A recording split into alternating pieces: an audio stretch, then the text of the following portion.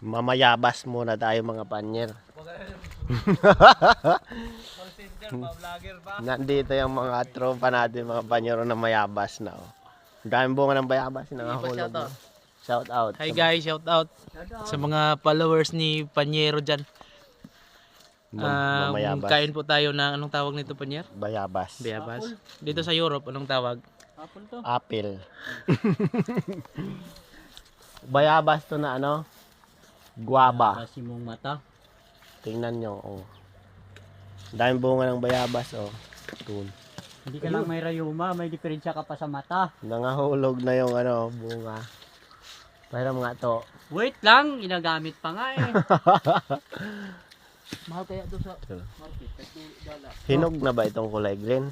Kaya yun? Green apple ba ito mga panyo? Tingnan nyo. Oh. Ayan o. Oh. Ano ba yun? Ano? Yan. Yan. Maganda kulay nun. Ito ata. Mas matamis yung doon oh. Yung mapula-pula doon na apple. Ito kulay green. Oh, apple. Piras. Walang lasa. Itong isa iba to na apple o magaspang. So. Wala yan, pangit yan. Diba? Pinalitan ko magaspang. Matubig yun. Ito yung magaspang na apple. Apple din ba tawag do? Baka santol yata to eh. Iba itsura oh. Piras yan. Huh? Piras yan. Nagbablog ka pala, pre. Piras yan. Tingnan nyo to. Piris. Piris siguro to. Saan kayo nakakita ng santol sa Europe? Labang kayo dalawa. Santol daw, sabi. Kita naman di ba mansanas yan, sabihin santol.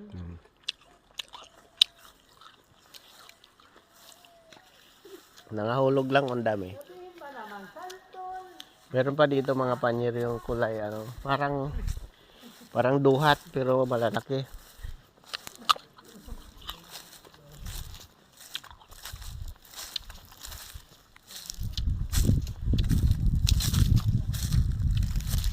Ito mga panyer.